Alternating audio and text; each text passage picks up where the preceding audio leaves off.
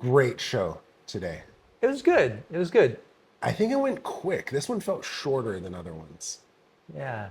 I like the, I feel like the pace is slowing down, which is cool. Like, because I know for me, like, it was just so much information because they're talking about the ghost moon or talking about, like, what does that even mean? Like, Mm, the qualities that are available in this particular seventh moon versus, like, what the first moon of autumn means. Like, there was so much information for me in like talking about this moon. I know I didn't get to it all, mm, so but it was cool to kind of be in a slower pace where you're just like, you yeah, just get what you get. So you just get got what what you got.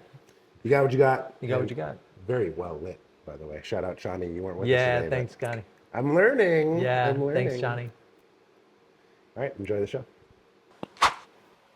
Excellent flavor this month. We are sponsored by our dear buddy John Coco over there at Coco Wellness. Thank you so much. I tried to give him some old tea, and he goes, "You call that old tea? This is old tea." So he gave me some 1990s from Bryant Fung over there at the Imperial Tea House in Berkeley. And so it's a 1990s show pour. Thank you so much, Coco, for providing our tea for this month's conversation.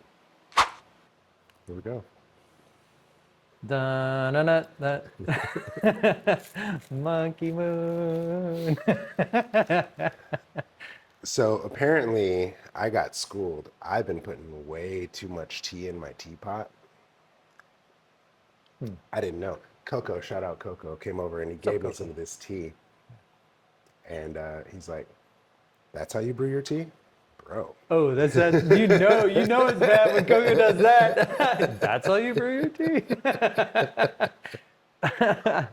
So I'm going to lighten up a little bit, Oh, especially considering this is a Coco's tea is 1990s by way of Bryant Fong from the Imperial Tea House. oh, Yeah, yeah, Imperial yeah. Tea House. Yeah, yeah, really special. Yeah. Yeah, special tea today. Okay, so boiling water. All right. So Monkey Moon, it's first moon of fall. It's officially autumn. We kind of started autumn back in the goat moon though, still yet, right? With the chi nodes.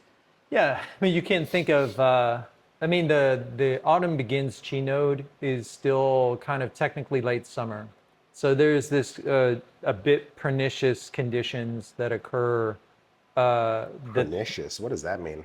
meaning kind of damaging. Oh, Okay. so when you enter into pernicious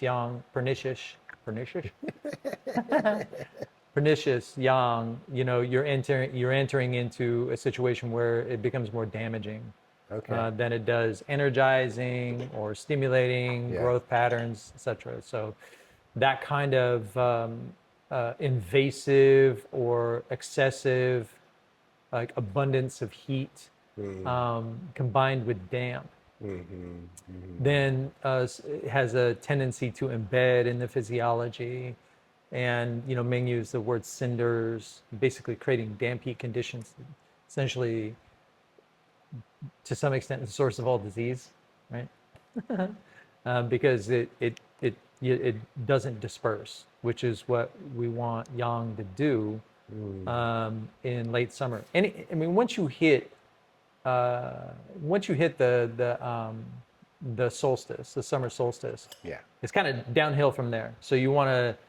That's why we talk about it so much, and it's like, oh, tell me slow down so much, because in the Chinese cosmology and cosmology of the Tongshu, yang is considered to be very powerful, but the power is dangerous. It's very dangerous.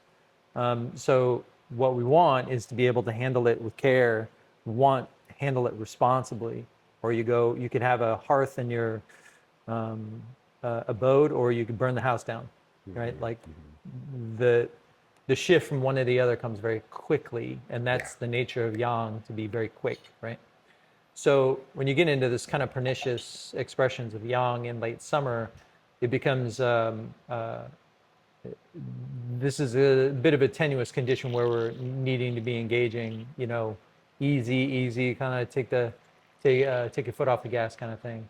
But now that's relenting. Now late summer, by my estimations and my writing, like ended. We're right in the last expressions of late summer. The Yeah. sort of last gasps. Still very much fire season in California. Yeah. So like you have, there's a lot of different cofactors that go into the expressions of fire in the environment. Ooh. Right?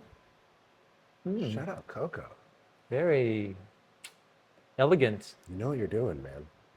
Very elegant. Okay, go ahead. So we're slowing down. Like yin is emerging. That's essentially what we're dealing with like now. And then on Saturday, Sunday, after the full moon, it goes even deeper. So this is, by the estimations of the Chi node, this is it. This is the last gasps of summer, and the heat is ending.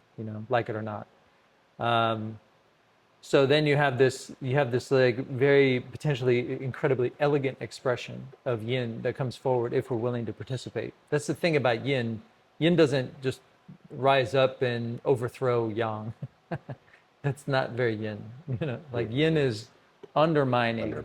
Yeah. The excesses of yang, and like basically causing it to stumble, getting it to recognize like its decline and its diminishment. It's no longer very effective to push. So you have to start backing up in reverse direction, right? So that's where we are right now. We're in this place where we're reversing direction. We're reversing, no longer expansive. We're reversing direction.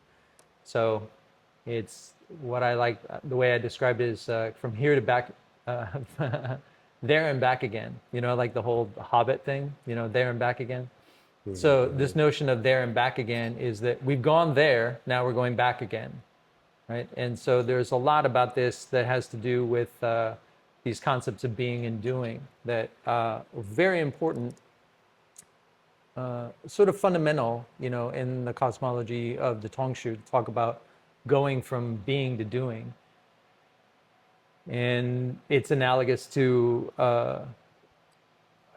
yin being stimulated by yang, spring, going from winter to spring, going from being to doing, is potentially a much more elegant situation, much more graceful situation, because yin is receptive, is ready, it's ready to transform. It's ready to, okay, let's do it, right? Whereas once we get to this exhaustion place of yang, it's much less graceful to go from, authority to humility.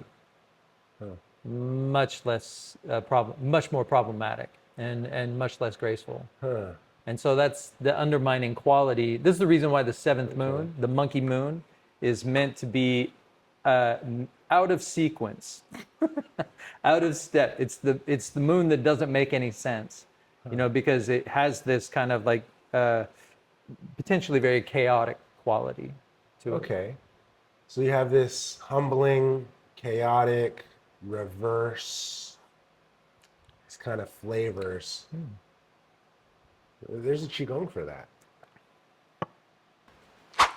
All right, this month we have a few themes. A little bit of chaos, a little bit of humility, a little bit of going backwards, protecting your Wei Qi, a lot of stuff going on. So really simple practice for that, Pai Da. But in that conversation of humility, we want to sink our weight today. And I'm going to use my feet to slap my feet. Now, the way I do this is I'm going to use the arch of my foot to kind of contour to the instep of the other foot. And once I find a nice good shape here, then I'm just going to tap, tap, tap, find a little rhythm. And just to give my hands something to do, and I also twist and hit on my hips. And so this speaks to the chaos because my limbs are flailing around. This speaks to the humility because I want to sink my weight as I do this and anchor into my heels. And this even covers that retreating aspect because I can even walk backwards as I do this movement. And so that's our Qigong for this month. Let me know how your practice goes. Yeah, so one of the things about what you demonstrated, the Qigong, like one of the things that I would contribute in addition to that are two Yeah. things. One is walking backwards, like physically walking backwards. Just try it. And the variety of different ways that you can demonstrate that. There's quite a lot to it. The other thing is, and this is straight from the teachings of Lauga, is taking care of your Wei Qi, Yeah. right? Because these the transition moons, like your bathing practice is very, very important. So that is a kind of qigong, right? To scrub your skin until it's pink, and make sure that you're cleaning yourself, right? So there's a hygiene aspect of this moon that's very important. This moon and next moon. Take a shower. You stink. Clean your butt. It must be monkey moon. It must be monkey moon. So why is this goat moon, or not goat moon, ghost moon? So that's a great question. So the idea behind so Because there's Hungry Ghost, but that happens in the spring, right? The Hungry Ghost Festival. yeah, there's a Hungry Ghost Festival. The seventh moon is considered kind of the ghost moon in particular, Zhongyuan Festival. That's on the full moon, which is on this Saturday, right? So I've been working on trying to explain this, and I'll try and do it as simple as possible. The first is that this notion of going from being to doing. I'll start with this idea of water, right? In cosmology, the Tongshu water is considered to be like the primary sort of metaphor for life, right? And Shout out Bruce Lee. and one of the things we might say about water is that is water ever unpure? Even if it's like completely turbid, is it ever not pure? And the philosophical answer to that question in this tradition is no. Like the water is always pure, regardless of what's in it. But we have done so much in doing, right? We've made the water turbid. The being quality you might equate to water, and the purity of being, the purity of water. Right? So we need to filter. We are filtering our conduct. We are filtering our accomplishments. We are trying to create clear delineations based on the values that we carry, right? So we've done a lot to differentiate ourselves through the year because we've gone into this place of doing, and doing facilitates this differentiation quality, this idea that basically summertime is when you really have a self, like a very strong sense of self, because you're making distinctions, you're delineating between one thing or another. Don't want this, I want that. I'm expanding, growing, accumulating. This I want, right? So we have this really strong dynamic of differentiation. So in retracing our steps and going back, we have to take into account all the kind of sneaky things we did, right? To just, for the ends to justify the means, right? So this aspect of it is desire, this ocean of desire, very hot, right? So we need to filter out our water, filter out yang, so that we can store it safely through the winter. And that's where you get into these notions of clarity. Like we want to big old thing. We want to have our yang be clear, we want water to reclaim its purity, right? And so the turbid things need to be filtered out over this moon. So as it turns out, this sort of, so we have to resolve our desires, reclaim our imagination from just what we want. So all of this process of doing all these things has a deep connection to the unresolved dead, the unsettled dead. This idea that we have been stimulating the environment with our desires for a very long time, for several months, right? Which in effect is ghostly. Which is, it's basically food, for the ghosts, right? And that to also understand that our own desires, our own aspirations themselves have they have a connection to ancestral influences, right? We're not we're inheriting these things. Right? So the degree to which we can actually resolve our own desires, right, in life, would finally, say, I'm done, like where I can relent or declare satisfaction, benefits not just me, but like everyone who came before me, right, as well.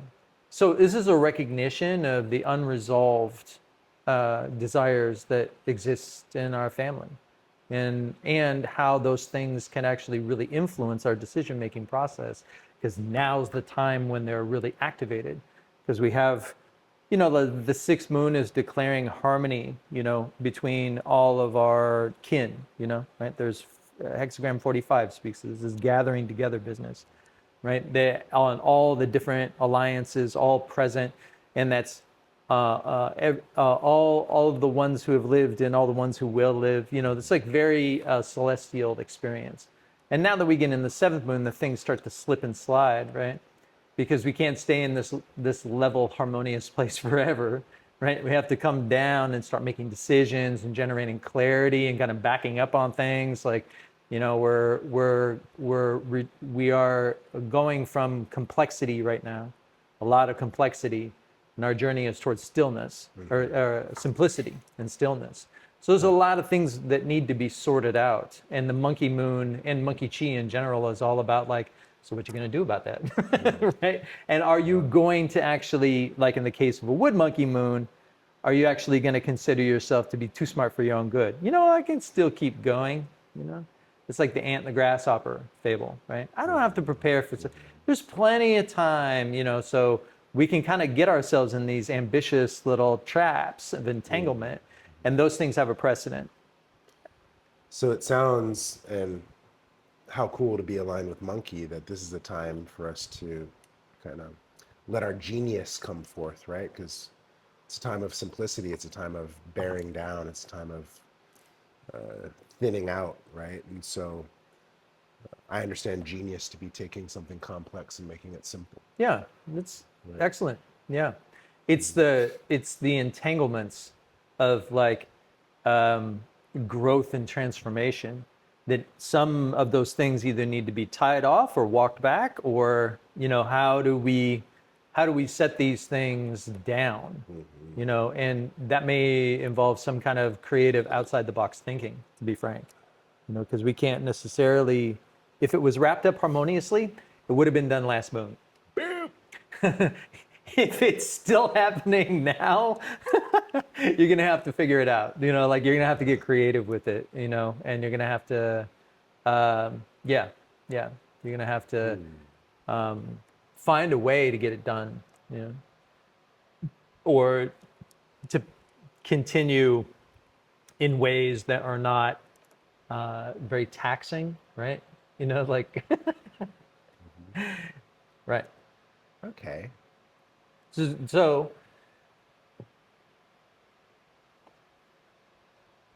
this stepping back, or this turning inward, or this reversing direction from all of the ways in which we have identified ourselves with what we do and created these notions of identity, and walking back from those things, we're given sort of a glimpse at this kind of openness quality.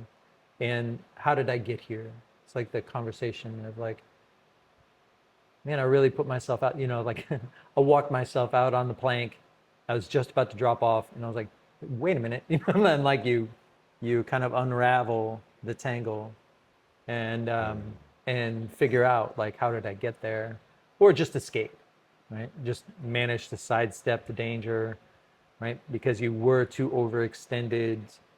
So, having genius means that there may be some kind of chaos that you're dealing with in order to express that genius. And that is kind of the tension within the seventh moon. It's the reason why the seventh moon doesn't fit, because it is kind of out of sequence just by its nature. You know, we have to be put in complicated situations in order to escape it. Well, even just the way you count on your hand, right? And so you have spring, which would be your tiger, rabbit, dragon. Then you get into your horse, or excuse me, snake, horse, goat. But right here, typically between the ring finger and the pinky finger, you get this sharp drop, Right. right? And so it's like, you know, 1, 2, 3, fine. 1, 2, 3, fine. 1, 2, 3, big drop. And 1, 2, 3. It's like of all the other ones, that's the one where there's a chasm. Right. At least for those of you who are into Taoist finger counting Yeah. and stuff. Yeah. That one's pretty, not so much of a drop. Maybe you just have more testosterone than me or something.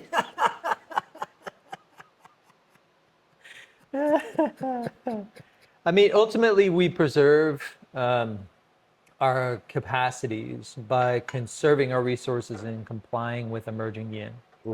That's the call right now, you know, because that's the direction that the season is headed. Is that yin? At the end of this moon, it's the equinox. So that's the moment where, you know, yin and yang are equal, but we all know which direction it's going. That's where yang finally is exhausted, right? Completely, like old doddering grandpa, right? And yin is like moving it along. So it's a very interesting time, you know, the seventh moon, very interesting time to, you know, go into these more self-reflective places, especially, I mean, I bring up these esoteric things, particularly because we're in a snake year. That too. You know, so we have all these notions of identity wrapped around doing, and and they are naturally unraveling if we let them. If we don't let them, you know, we get a heart attack.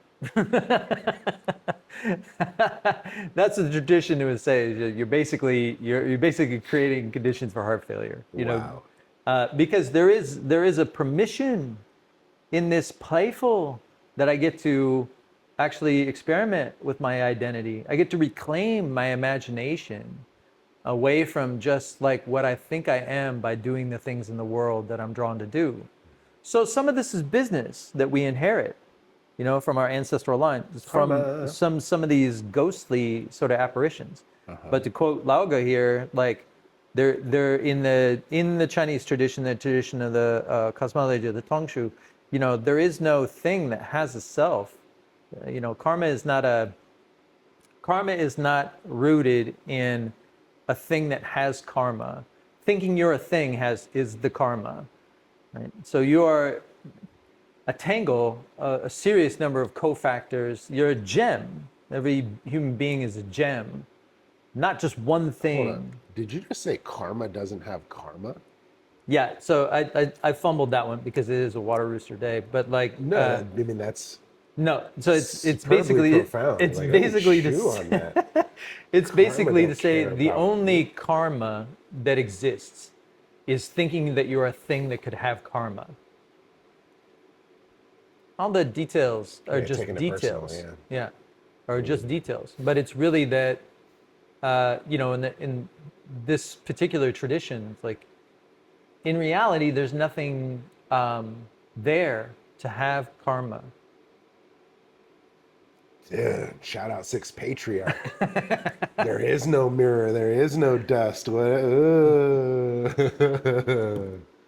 this is a great place for learning. You know, in this seventh moon, in these next two moons, it's a profound experience for like openness and you know, we're going to a different type of refreshment. The refreshment of yin, of winter, of this kind of a profound openness. The refreshment of pumpkin spice. Whereas the spring freshness is this, you know, possibilities and hope, you know, all these different ways in which we can express ourselves. The freshness that comes with the fall is one of like profound reconsideration, you know. No, I'm not knocking what I did and all the things I accomplished, but like, it's not really what I'm actually about, maybe, right? just the question, and having that kind of openness and the playfulness to explore what that might invoke. But, if we're too busy trying to maximize the very last ounce of all the different capacities for production that's still sort of floating around and lingering, we're basically creating, first of all, aggressiveness and heat conditions in the atmosphere and the world around us instead of letting it subside and retire. We're feeding it. Oh, it's called climate change now. Yeah, that's exactly right. Like climate change isn't really just about like the particulates in the atmosphere. It's the fact that as human beings, we've been at war for several hundred years consecutively. So For real. all that aggression is just being, pumped into the environment. And I think that's one of the lessons of the seventh moon is that everything we've been pumping into the environment for the spring and summer is resultant now coming back on us. Right? In this like really grand fashion. It's called harvest. It's called, and a lot of that is affiliated with abundance, that we did a whole bunch of really good work with a bunch of people, and we can sit back and be like, how amazing, right now we're just gathering inward. We're not necessarily trying to make value judgments, but that's coming. It's about, now it's just escaping the excesses, where I'd like think real hard about what it is you think you can store or hold on to or maintain through the winter moons, because it's not all of it. And if you think that it is all of it, you're possessed, is essentially the idea. Yeah. Like that's why it's called the ghost moon, is because the capacity for possession here is really, really high, because we've saturated the environment with all these desires and aspirations. And then as we're trying to back away from that stuff, there's probably a lot of not just our ancestral sort of influences, but like environmental, like from an ecosystem point of view, the marauding sort of groups of ghosts that are going along with the actual landscapes. I mean, where do you think all these people go? Ghosts go when they die. Sometimes they become swarms. And yeah. And so this is a great possibility, in the ghost moon. That's why you would have like Ling Shu practitioners from Laoga's teaching, putting out sort of, little offerings in key places in the ecosystem, sort of a feng shui to kind of channel them away from either your village or toward like some natural phenomenon where they would get naturally resolved with like the high tide and just kind of carried out to sea. And right, so What do they call those things where everybody just gets together and just does a dance or something like that? It was a viral thing a Oh. while ago. It's like where they plan it. It takes it's it's a thing. hold right? on, it's gonna come. But when Flash you- mob. Flash mob. So Yeah, when he flash said mob. swarm of ghosts, I'm just like, so what? These ghosts just get together and flash mob? They just us flash up? mob everybody. Yeah, flash mob. Well, Well, think about it like, okay, for instance, the 80 freeway, right? Why is everybody so aggravated on the 80 freeway? It's partly feng shui, right? You have a lot of people going through a small space in the design of it, in relationship to the larger ecosystem and structure, but also plenty of people been died on that freeway. And they don't go home necessarily unless your family has done the rites very well to help, bring them back home and give them a place to go. wow. So the freeway is just like, It's cram packed, yeah. I mean, like, wow. if you've ever noticed, like, going through a particular patch, where you, like, have a lot of road rage, that could be a feng shui phenomenon related to just the flow of the space, but then also the ways in which people who've died in those areas have contributed to the energetics of the space is also a reality. So it's not either or, it's kind of both and. Fair right? enough. Yeah. So, I Yeah. mean, these are all, this is all imagination, but in the seventh moon, we should understand that our imagination is a form of communication, and like a valid form of communication. And it's not, so if your if your imagination is only dominated by advantage, for instance, yeah, you're having a very narrow experience and most likely contributing to a very ghostly situation. So it's the invitation, like especially in a wood monkey moon, there's, don't take yourself so seriously, right? Yeah. Like, I thought that was the most important thing in the world. Pfft, boy, was I dumb. Like that's those kind of breakthrough moments. Ah, gorgeous. This is where like that kind of Satori moment when everything falls apart, really like cracks you open to a different way of. It's not even so conceptual, it's just like this like experience of being, right? And that's why they can say like the water is never not pure. The water is always pure. Your being and your nature is always pure. But through projecting, through going into pattern, and then pattern, our experiences of pattern allow us to have like this kind of projection of a self and having this differentiated quality of doing. And then you have to unravel all that. That's a lot of work. But that's what naturally happening in the environment. All that stuff is getting unraveled for you. So you could participate with it. And that's disorienting for some earthly branches. But it can also be very like enlivening, where you like rediscover like in absurdity, you sort of rediscover the sense of playfulness of life, the playfulness of life. And that's what I would like to emphasize. The positive is in the playfulness of life. Yeah. You really shouldn't be taking any of this seriously, guys. Like none of it. You're here today, gone tomorrow. Like I'm just speaking from the tradition. Like, why so serious? Not like in this kind of nihilistic Joker way, but like, really just thinking about like, well, what is it exactly that makes you very attached to a certain outcome? Like, this would be the time to consider those things. And how have you compromised yourself over time?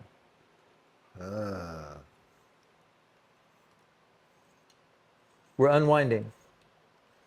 Unwinding. That sounds like it could be a. Sorry. A flavor of slow? Yeah.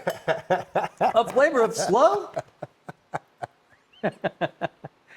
I think the flavor of slow that I like the most is walking backwards. Yeah.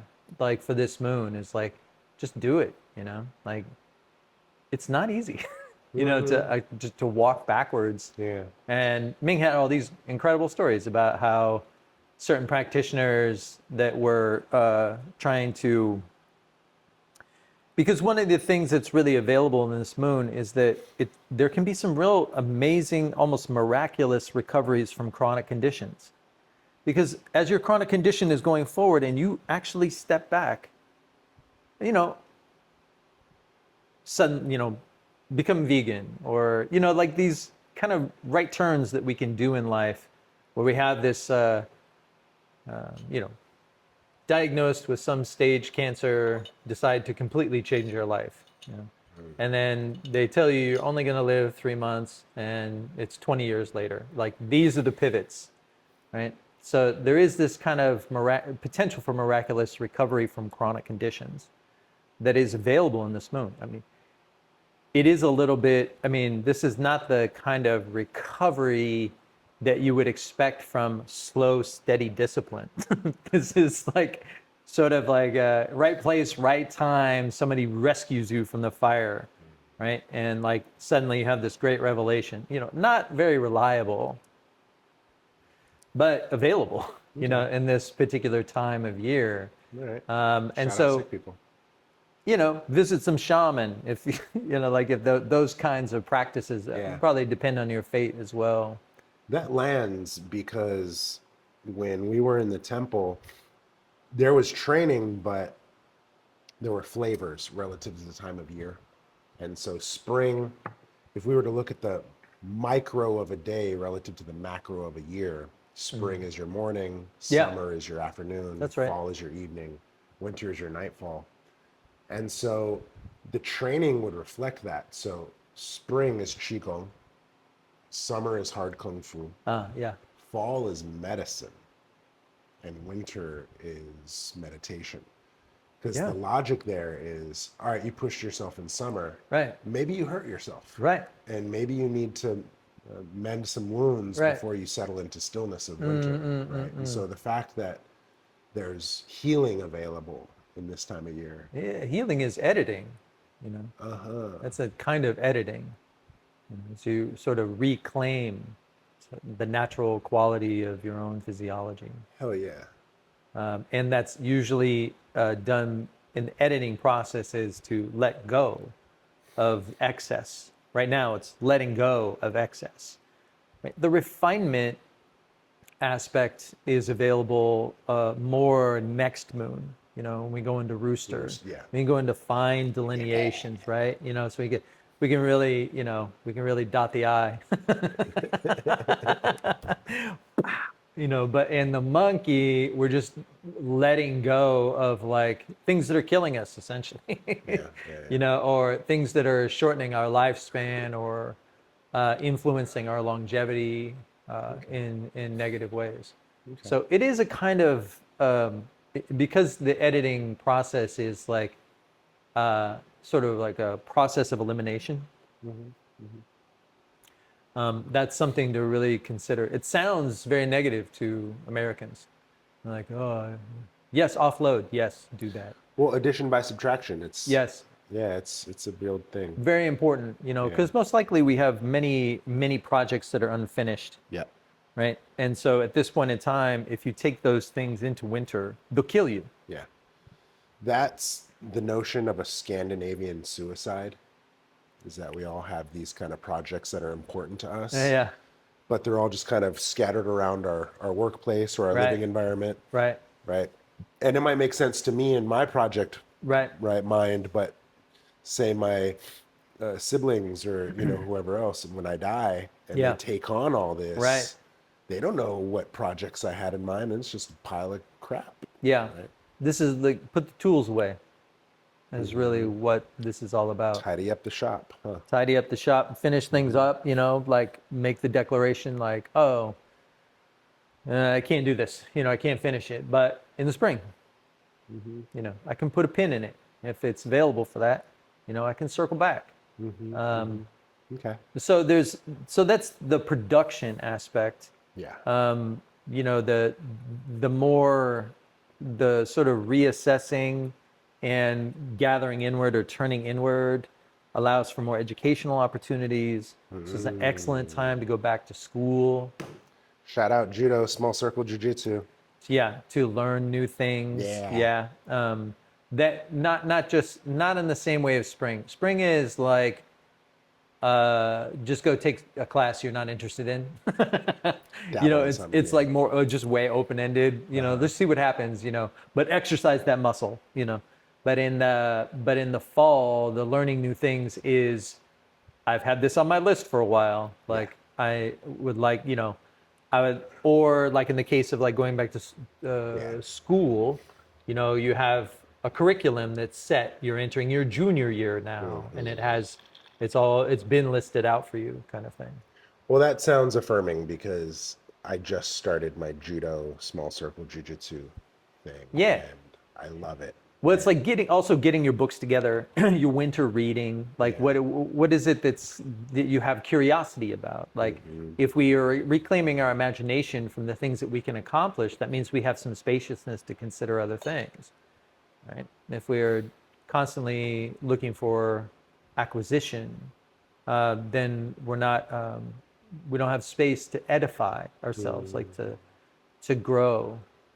Shannon be using these big words. Internally, grow internally. reads Edify books. is like nourish in different ways. Shannon could take the SAT right now. Right now. Right now. Actually, I'm on my way to the SAT after this. But that's why, I mean, I know we haven't done a lot of the the minerals for the season, but the preeminent mineral for the autumn season is quartz, because it reflects this notion of the white quality Don't be racist. of of the autumn is in fact, I think the word is bai, Yeah. right? But it means white, but it also means clear. Yeah. So this is Ming would refer to quartz as white jade, and so quartz is the jade of autumn, and it's harmonizing, it's balancing, it's clarifying, it allows for communication. And what I would say from the standpoint of, if you're carrying quartz, which I do all the time, the formation of the quartz, if it's just like a flat stone, the form of quartz itself will kind of determine its effectiveness in the variety of different things that it can do. Makes sense. So this isn't double terminated, single terminated, but it's a strong enough piece that the termination can function as either receiving or transmitting, right? So quartz has that capacity depending on how you program it, or like the kind of information that comes. As some people think that if you have a lot of entopics or etchings on the surface of the crystal itself, that has like something there for you. But there is a resonance. I would say, in my personal experience, every piece of quartz has more information in it than any single human being could Right? assimilate. Because there's memory in here, right? But there is some of its memory would appeal to you, right? And then that's what gives it's one of its major powers, is that this thing is going to be around for much longer than you or I. So it's going to give, if not the same information as someone else, different information depending on the resonance that they have with the object. Got it. So quartz would be the mineral that I would highly recommend for autumn, in any autumn, anytime. Okay. Quartz is that kind of that clarifying, balancing, harmonizing aspect that allows for us to generate clarity in our experience. And so just like pet rock status, or because I got a little bit of little baby oh one. yeah, you got a little. Oh yeah, double terminated, nice. But mine, I use it as a tea pet. So Yeah. For a long time, people thought that it was something else. Yeah. So this There's is another one too. amplifying the quality of the tea. So just tea pet, or I mean like pet rocket, keep it in your pocket, adorn yourself, However, wrap it in copper, make crowns. yeah, exactly. I mean, quartz is very amenable, like very, very amenable to whatever it is that you feel called to do with it. I feel like just having it in a space itself, and just as an object, can be very stabilizing, especially if you're dealing with a lot of different inputs and trying to make sense of things, which is Got it. often the case in Monkey Moon, like or juggling, still trying to multitask. So maybe by our bed along the nightstand or something. Depends on how you sleep. If you don't sleep that well, I would not do that because it's stimulating. But like in any kind of like workspace environment, you have a little office or whatever, having quartz there can help sort of delineate like what direction to go when, kind of thing. Help facilitate communication. Okay. you I've know. also heard of kind of placing it in a glass of water. Oh yeah. Getting it that way too. Yeah, if you're gonna, it's a good question. Yeah, it wouldn't take very long either. Like you set it outside. You don't need to. The sun is a very powerful object. Not really important to have exposure Okay. to the sun. I would just place it, if you're going to place it in a dish, wouldn't make sure that it's flat and then just covered, like in a round dish. Okay. And then transfer that water to whatever you want to drink. Shot glass. I wouldn't necessarily like take a piece and then put it in your water bottle. Oh. Wouldn't do that. Okay. I would set the piece in like some kind of vessel, open vessel, and set it outside somewhere. Got it. One more question, kind of random thought. Being such a pure, clear stone, is it vulnerable to kind of being mutable, taking on energy of whoever handles it? Yeah, I mean, that's the whole point, Yeah. is that it's going to create a connection. I mean, there's a reason why quartz is used in electronics. Word in It's my because watches and stuff. it's creating the connection. Yeah. So it is going to do that. So if you're sharing a stone, kind of thing, just run it under some water. Okay. Yeah, that will help immensely. Right. Many of the stones that I've had have been so accustomed to me for so long that I would have to like take steps if I was going to pass it on to somebody to like deprogram it or like and clear it, from my influence before I handed it on. But I don't think that's the case with most stones. I mean, if you ever buy quartz in a store, if you feel like if you called, you have that kind of experience, just take it home, put it under some water. Okay. Like perfect tap water is fine. You have to find some pure, perfect waterfall. You don't need to do that. I mean, that's great if you have access to that, but like not necessary. Yeah. The flowing of waters. Flowing of water is totally enough. I mean, water, again, as we were talking about in this conversation, not very well on my part, but like this idea of the purity of our nature and the purity of our being is what we are returning to.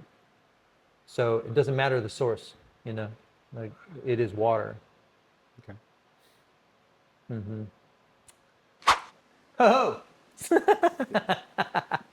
So when we're talking about like who does well in the trines, we're talking about who can best surrender to this reversing direction that we were talking about, and who has the habit tendency to resist. So that means who can cope with these sort of seemingly out of the blue changes that invite us to go inward. So when it comes to the domestics, domestics being rabbits, goats, and pigs, they're very attracted to harmony. And so this moon might be actually very jarring. So with rabbits, they are very easily caught off guard. So this is the beginning of a very tricky time for you. So there's you might experience kind of erratic spell checks or locking yourself out of your apartment kind of thing. So watch for the early signs of danger and stay close to your most intimate circles. Play it safe for this moon and next moon. So with goats, take refuge in familiar social circles and try to avoid double work. This is going to be very similar to the theme that you might find with a horse. The goat should really avoid doing too much. So there's a distinct revolutionary tone that's available this moon that could go sideways for you. So it's a good idea to watch your back. Speaking of watching your back, pigs. Pigs are way too trusting. This moon, they should really kind of keep their head down because they could be the one that are betrayed this moon. So don't isolate, especially since it's a snake year. But don't isolate, but don't volunteer yourself too quickly. Don't take anything for granted, and don't expect too much from others. Okay, the advancing. You've been warned. We are we are not advancing. We are retreating. So we're going inward. We're reversing direction. So you're going to be very affected by the changing tide. But the trick is you're going to be very strong, and so you're going to want to resist it. So you're the one that's going to want to resist. Dogs do best out of the three, which are dogs, horses, and tigers. So dogs do the best out of the three. They could actually be very helpful this moon. And so you should prioritize being of help to other people. Similar to domestics. And so who you help will actually carry a lot of karmic weight. You do best when you huddle up and work as a team. Just expect delays and kind of some sidewinding material that you need to negotiate. And also, like the pig, don't take anything for granted. Horses can get caught in patterns of double work quite easily this moon. So if you're experiencing persistent mishaps, means you're in a Sisyphean situation. You're really trying to push that boulder up the hill again. So take the hint, edit or scale back projects, let things wait, avoid tangents. Go A to B and then stop, and keep it simple. Tigers, it's tigers in a monkey moon. I'm not really worried about you. I'm actually worried about who's around you. For the safety of others, it's actually better to avoid conditions where you might become triggered. So do it for the benefit of other people. Isolation is on the table, this moon. So it's a little bit like you wouldn't like me when I'm angry kind of moments. So hang out with close friends in non-competitive situations. Alone time is also good. So when it comes to the fixed trine, which is your oxen, your snakes, and your roosters, everybody does fairly well here with some compromises. And that is not a word that you generally like. But there is, you're very interested in establishing a new status quo, which is a big part of what autumn is all about, is kind of editing the excess in order to establish a new status quo. So for most of this trine, of the fixed trine, the old status quo the new status quo is going to be very similar to the old one, with some changes, and the changes will be interjected in this moon. And you're also potentially attached to Sisyphean conditions, kind of like the horse, which the monkey is going to comically reveal. So there could be some discomfort or disorientation in this moon, but it's a kind of keep calm and carry on sort of situation. Very quickly, oxen, scaling back and changing your habits of overexertion doesn't come naturally. So if you're feeling tired or depleted, it's good to take note and consider saying no, go for a walk instead. Better yet, walk backwards. This is as close to a revolutionary condition as you're gonna get. So you're the one that needs to kind of keep calm and carry on. Roosters are perfectly capable of challenging their assumptions and thinking outside the box. It's just not it's not really something they really want to do all the time. So expect some discomfort, but it's not the end of the world. Generally, it's a good idea in careful not to say your private thoughts out loud too much, because what is innocuous or obvious to you may not be to others. You might have some open mouth, insert foot situation. So, your moon is coming, so be patient. Snakes, very simple. Snakes expect universal injustice. So when things fall apart, it reaffirms their worldview and ironically empowers them to kind of slip through the cracks. So you're very adaptable this moon. You have profound insights waiting for you in the 7th and 8th moon, and it's up to you what you think all of that means.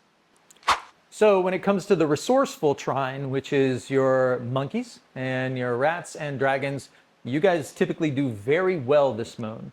But you're generally empowered, but that might mean that you're dealing with, that you're in a crisis mode.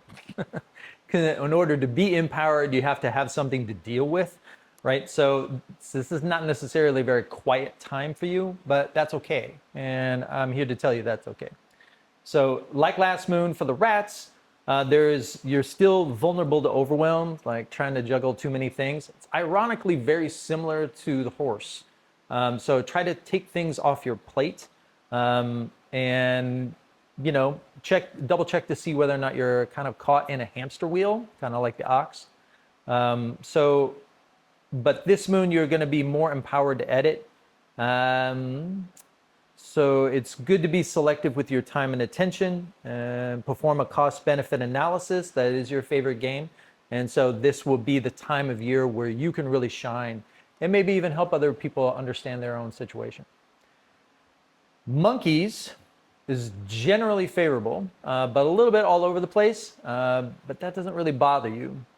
So it's very circumstantial what you want to make of this. If you're spinning a lot of plates, I think this is the moon where you can really start to see how all those plates are interconnected. So there's a great capacity for being a magician, but how the question really is, how liberated is your approach? Like, are you capable of liberating your imagination from just achieving what you want and sort of step outside your situation? That would be the invitation in this moon for monkeys. For dragons, the general suggestion is to forego the limelight. I know that sounds odd, but the encouragement for turning inward means that you should make some time for your own artistic expressions and let others witness you from a distance in this kind of candid moments, kind of like behind the scenes kind of thing. It will captivate other people if you do that this moon. So besides the snake, dragons are most available to liberating their imagination. And you could try to like kind of rally other people into creative projects, things that you're really, really excited about. But a lot of people may overpromise how available they are, and you'll have to deal with that. So if you have some artistic projects that you really want to get into, this would be a good time to do it. What do you think Ming would be doing right now? Educating us. I think it's a good time to learn. So being a student, being a teacher, he would be, or, you know, probably even continuing on with that teacher training business that we talked about last moon. Yeah. Especially, you know, considering autumn being kind of a more metal Yeah, type flavor of turning in, self-reflecting, right. preparing for winter. But the outward expression of the wood monkey is this kind of capable of receptivity. And of course, like this moon and next moon, you have, you know, all your students asking dumb questions, you know, like kind of persnickety questions. Through the next 4 moons, actually, there is this kind of precocious, you know, energy of curiosity and asking questions, and so you might get like some people who again, with this 7th moon, you know, we're all trying to escape our excesses. And when you think about, you know, Bay Area, a lot of people sign up for classes but don't show, right? You know, that kind of vibe. So maybe, I'm going to judo. but maybe all I'm saying is maybe he would like wait until the rooster moon, because to my understanding, Ming's favorite moon was the 8th moon. Well, he has that famous stand-up bit about the 12 moons, Yeah. and he starts with 8 moon. Oh, right. It's his idea. Yeah, the rooster's Yeah. idea to create the universe. Yeah, Right? yeah. And then yeah. Dog's like, I would help. Oh yeah, I'll help. Yeah. And then the pig's like, well, this is gonna be fun, right? And I think the rat's like, whoa, you guys got way too many things going on. You need to need to make a list. Or, and the ox says, let's just do it the way we've always done it. We've done this so many times. Yeah, etc. It's really good. That's your homework. That's guys. Go find that .un circle. Yeah. It's called Creating a Universe. It's so good. Yeah, it's like, it's pith. You know, it's like really the essence of the 12 earthly branches. Okay, what would Ming do? There's a slow for that. There's a slow for that. So the heaviness, what you're detecting in our behavior is that turning inward, also the chi turning inward also affects the fluids of the body. So, and the heat right now it's what's more disorienting about it when the fluids start to slow, because the fluids are slowing in order to ready ourselves for cold, right? Yeah. But then it heats up like this, and then it makes lethargy even more available. So there's a kind of that heaviness explains it. and slowness of this Sure. year as the fluids are thickening, Yeah, essentially. blame it on the fluids. I always do. Punk ass fluids. Well, let's see. We have. I'm still gonna do the Flavors of flavor of slow, Which is walking hexagram. backwards. 45, right? Shout out Connie. Hexagrams. So there's a variety of hexagrams. I had a bunch written down. How do we go from one hexagram One to like to four. 41 is 45 was you could apply to the last moon, this kind of gathering together business. Yeah. But 41 I think is essentially the core of what we're doing, which is all about eliminating inessentials and being able to make a sacrifice, like less is more, or going back to basics, this kind of moving from complexity to simplicity, and the sacrifices required in order to do that, right? So the monkey moon can be a time of great sacrifice if you're really overextended, or you're trying to squeeze a little bit more productivity out of the moon. Yeah, and you don't really want to give up your excesses, and eventually you're going to have to, you're going to have to, and then that's going to result in a kind of necessary sacrifice. But if you're able to intentionally engage that, that's the lesson of 41, is that there is a kind of benefit that comes out of that experience. Okay. So, Dope. Hexagram. That's for you, Connie. Question. We had one question from Ann Hoffner. What's up with these chi nodes? What the hell is a chi node? what's up with these chi nodes? I think I could try and answer it. So if we have 12 moons, then we have 24 chi nodes. Right. The Japanese, I think, have 72. They have like smaller. Fucking weirdos. Yeah. Right. So it's just like the hours and the minutes of a clock. It's kind of how I look at it. Okay. Yeah. Yeah. So it's a measurement related to the sun's relationship to the Earth, right? So there is this, and yes, they do correspond and match up to the moons themselves. So there's the lunar mandates, and the lunar mandates are the moons that we're discussing. And that's more along a kind of the imperial decrees. In other words, how the imperial government might function from moon to moon. When it comes to the chi nodes, that's kind of actually how the farmers operate, right? So they're operating by these shifts in the season. Great. That have to do with the relationship Yeah. between yin and yang Yeah.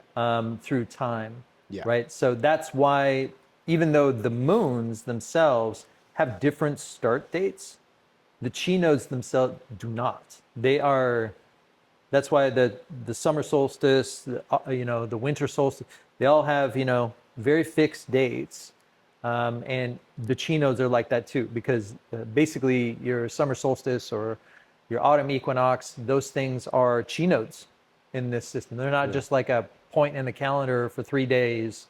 Got it. It's like a whole period of time where there is this dialogue between yin and yang, one arising, one falling. They're very dynamic to talk about. Like, there's a lot of information in the chi nodes in themselves, and they represent this discussion about the nature of our relationship to time as human beings, right? So when we talk about the lunar mandates, and we're like, these are the expectations of the imperial government that we can transfer on to ourselves, and lessons that we can take from that.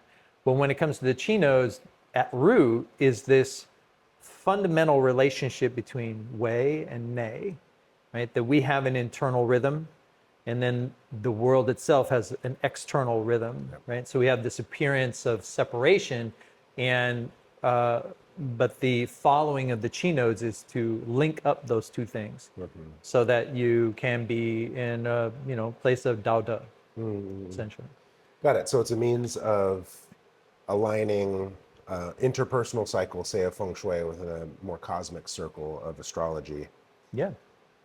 I also could see it as if there's 24 chi nodes, well, there's 24 hours in a day, and there again lies that micro-macro relationship. There's tons of these. There's tons of these symmetries all throughout the calendar. Tons.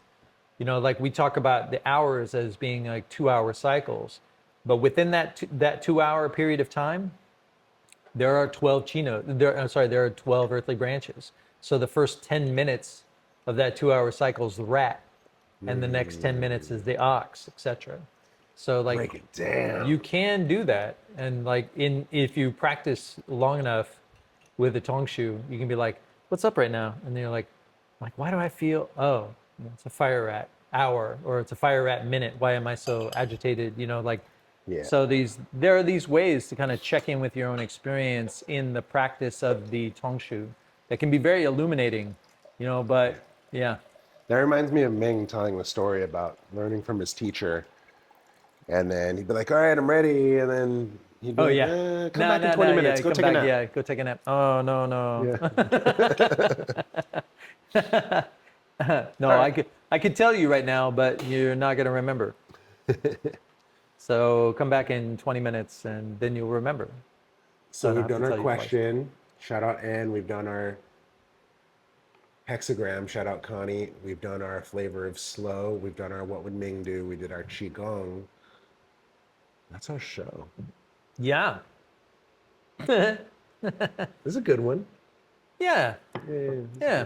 I mean, I think the bottom line is like, expect the unexpected, expect things to kind of fall apart and in reverse direction. Can you reverse direction? It's a big question. All right, guys. See you last month. Bye. Reverse direction.